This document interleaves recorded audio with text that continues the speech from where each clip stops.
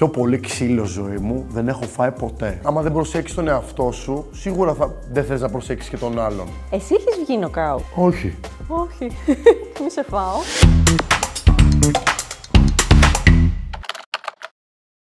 Εσύ πρώτη. Box. Din. Γεια σου, Παύλο. Γεια σου, Ερικά. Είμαστε μαζί σου και έχουμε έρθει να γιορτάσουμε την Παγκόσμια ημέρα πυγμαχίας. Πώς φαίνεται αυτό? Είμαι πάρα πολύ συγκλονισμένος που η πυγμαχία έχει τη μέρα της. Της αξίζει. Κάνε ένα introduction. Ξεκίνησα την πυγμαχία από το 2009 για να αποδείξω στον πατέρα μου ότι δεν μπορώ να παίξω πυγμαχία λόγω μιας οικογενειακής παράδοσης. Τελικά, όπως φάνηκε, μπόρεσα να παίξω πυγμαχία και κατέληξα να είμαι πρωταθλητής 10 φορές σε 3 διαφορετικές κατηγορίες. Αρχηγός της ομάδας του Ολυμπιακού και της εθνικής ομάδας. Και τώρα συνεχίζω την επαγγελματική μου καριέρα στην πυγμαχία και σαν επαγγελματίας αθλητής και σαν προπονητής. Εγώ έκανα skate. Με είχε πάρει ο πατέρας μου ένα τηλέφωνο και μου λέει σε 2 μήνες μου λέει έχει πρωτάθλημα παιδών. Θα παίξεις? Του λέω θα παίξω για να σου αποδείξω ότι δεν κάνω ρε φίλε και παράτα με πια από αυτό το πράγμα. Τέλος πάντων πηγαίνω προπόνηση 2 μήνες. Δεν ήξερα τι πολύ έκανα. Δηλαδή έκανα λίγο με τον πατέρα μου σπίτι, αλλά καμία σχέση να κάνεις πρωταθλητισμό κανονικά κάθε μέρα. Και άλλο τώρα λίγο στο σπίτι για 10 λεπτά, 15, ούτε ζέσταμα, ούτε ασκήσεις, ούτε τίποτα. Και είμαι στη Θεσσαλονίκη, στη Μίκρα, το 2009. Δεν έχω καταλάβει τι γίνεται. Και σχεδόν παίζουμε. Έχω βάλει τα ρούχα τώρα με αθλητικό παπούτσι, ούτε καν τώρα πυγμαχικά μποτάκια κτλ. Ναι. Και ξεκινάω και φωνάζω το όνομά μου και με πιάνουν κάτι κλάματα. Και λέω, τι κάνω εγώ εδώ και αυτά. Και έρχεται ο θείος μου και κάτι μου λέγε τα δικά του τώρα να με ανεβάσει και αυτά. Και ανεβαίνω πάνω στον αγώνα. Τέλος πάντων, δεν θυμάμαι. Θυμάμαι κάτι, τρώω κάτι flashbacks, ότι χτυπάω ας πούμε και ότι πιάνουν τα χέρια μου στο πρόσωπο του ανθρώπου.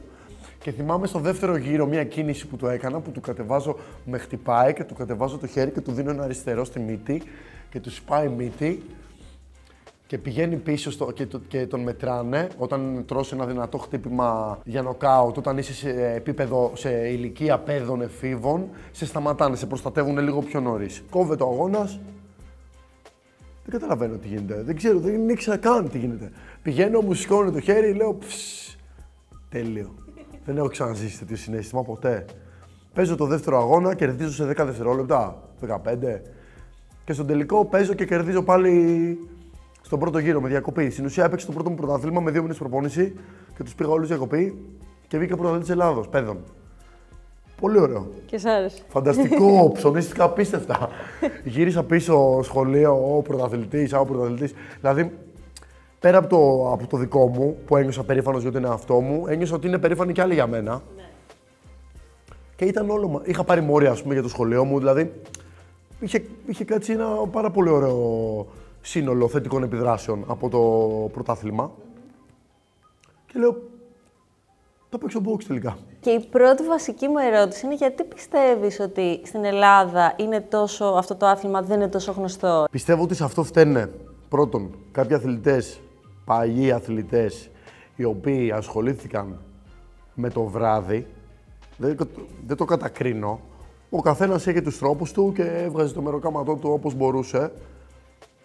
Βέβαια, ο κόσμος σίγουρα, άμα έχεις τέτοιες επιρροές και τέτοια πρότυπα, σίγουρα δεν θέλεις το παιδί σου να πηγαίνει σε ένα τέτοιο άθλημα και να το βλέπεις στην ουσία να καταλήγει έτσι. Οπότε, σίγουρα είναι αυτός ο πρώτος λόγος που απομακρυνθήκανε από το άθλημα. Δεύτερον, οι ομοσπονδίες 100% δεν έχουν επενδύσει στους αθλητές τους και έχουν κάνει ένα κάρο δικά τους κόλπα.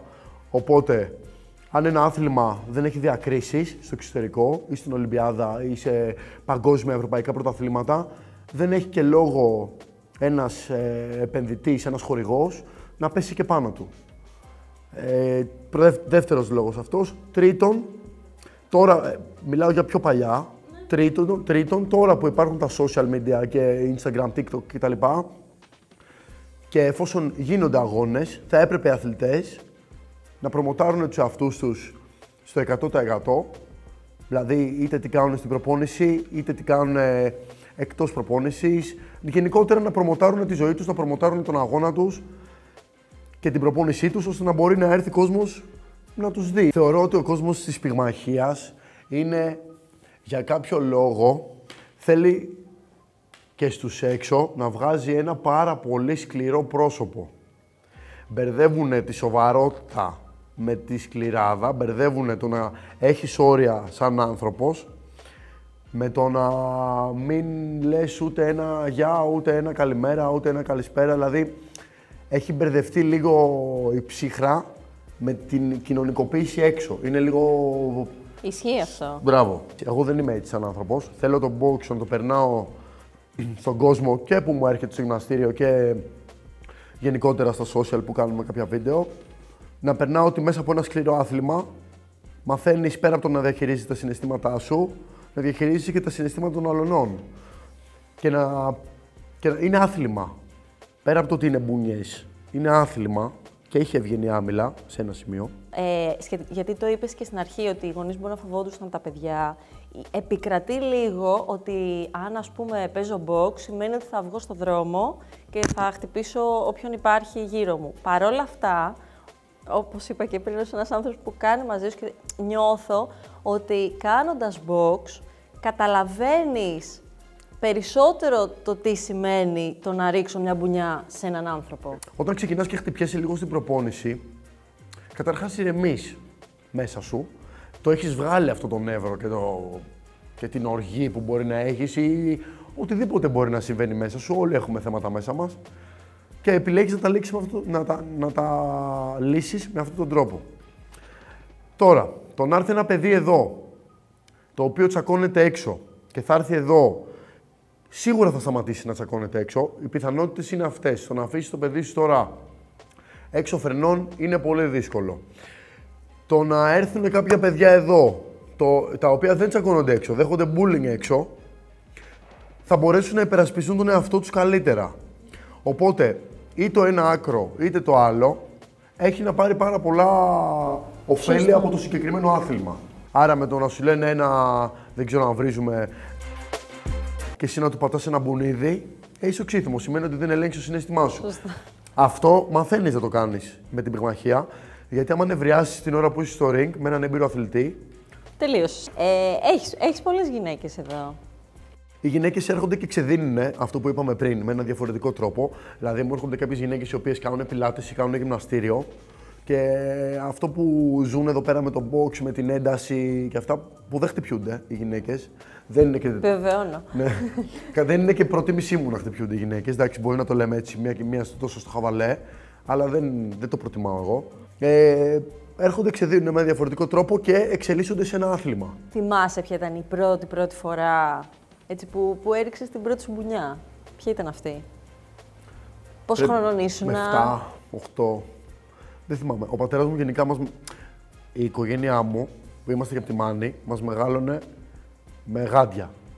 Δεν υπήρχε μπάλα δηλαδή. Άμα έπαιζες μπάλα και τέτοια, ήσουν ένα περίεργο παιδί. Μάλιστα. Δεν έκανες για την οικογένεια, έφευγες από την οικογένεια. Οπότε μας βάζανε γάντια. Οπότε νομίζω, αν δεν ήμουν μικρότερος, να ήμουν 7-8 χρονών. Και πώς είχες νιώσει? Εμένα περισσότερο θα ήθελα να θυμηθείς πώς ένιωσες με αυτό το χτύπημα, το πρώτο. Μου άρεσε. Απλά πάντα στο μυαλό μου είχα την αίσθηση ότι όταν με χτυπήσουνε, θα πονέσω. Ότι θα μου σπάσει μύτη, ότι θα μου γίνουν τα μάτια, ότι θα γίνω άσχημος, ρε παιδί μου. Ναι. Είμαι όλοι και αυτό πιστεύουμε. Ναι. Οπότε νόμιζα αυτό. Με ποιον, είτε εν ζωή είτε όχι, πρωταθλητή θα ήθελες να παίξεις? Μπορεί και να μην ζει, ό,τι θες. Δεν θέλω να φάω τέτοιο ξύλο στη ζωή μου, είναι μια χαρά. Θα ήθελα να δω να παίζει ή θα ήθελα να κάνω προπόνηση με σίγουρα Μοχάμεντ Άλι, με τον Μάρβιν Χάγκλερ, Φρέιζερ. Εντάξει, είναι κάποιοι πυγμάχοι τώρα που δεν τους ξέρουν. Τέλος πάντων, ας πούμε αυτούς τους τρεις. Εσύ έχεις βγει νοκάουτ? Όχι. Όχι. Μη σε φάω. Ο ξάδερφός μου έχει κάνει κάτι ζημιές που και που, αλλά όχι από κεφάλι. Από σηκώτη αρκετά. Και μια φορά που δεν φοράγα μασέλα μου είχε κατεβάσει το χείλος εδώ. Βέβαια, διαφωνεί και λέει ότι δεν το έχει κάνει ποτέ αυτό, αλλά ο ίδιος μέτρεχε για ράματα κάποια στιγμή εκείνη την περίοδο. Ακόμα και εκείνη τη στιγμή, τέλος πάντων, είπες ότι είμαι μέχρι εδώ. Δεν συνεχίζω, ξέρω εγώ. Όχι, μια στιγμή έχει γίνει αυτό όμως. Okay. Είχα βάλει με έναν. Έκανα περίπου ένα χρόνο box και έρχεται ένας αθλητής, την Κράνος Γιάννη, Αρμένης, που τον είχαμε στην Ελλάδα σε μια εθνική ομάδα κτλ. Και ήταν πρωταθλητής Σοβιετικής Ένωσης, ήταν πρωταθλητής Ευρώπης, τρίτος, δεύτερος, δεν θυμάμαι. Έχει πάει 2 Ολυμπιάδες, δηλαδή και περίπου 300 αγώνες. Και μου τον είχαν φέρει ένα χρόνο πρέπει να έκανα πυγμαχία. Τόσος εντωμεταξύ, 60 κιλά, σπασμένα όλα πάνω του. Και μου λένε θα βάλεις γάντια με αυτόν. Εγώ δεν ήξερα ποιος είναι αυτός. Και λέω, καλά, λέω τώρα, τον κάνω κομμάτια. Ναι, και ανεβαίνουμε πάνω. Πιο πολύ ξύλο ζωή μου δεν έχω φάει ποτέ. Μου είχε κάνει, το κεφάλι μου είχε γίνει τόσο.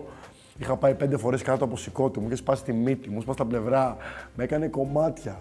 Και θυμάμαι να πηγαίνω στο σεφ τότε που κάναμε προπόνηση και να κοιτάω έτσι. Και άμα ήταν μέσα, γυρνούσα σπίτι μου. Εκεί είχα φάει το πρώτο σοκ.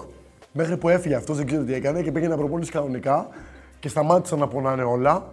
Και απλά σταμάτησα να φοβάμαι γιατί είχα φάει τόσο πολύ ξύλο πια που δεν με ενδιέφερε. Θέλω να θυμηθείς την πιο δυνατή σου μπουνιά. Σε ποιον την που έχω δώσει. Ναι, που την έχεις δώσει.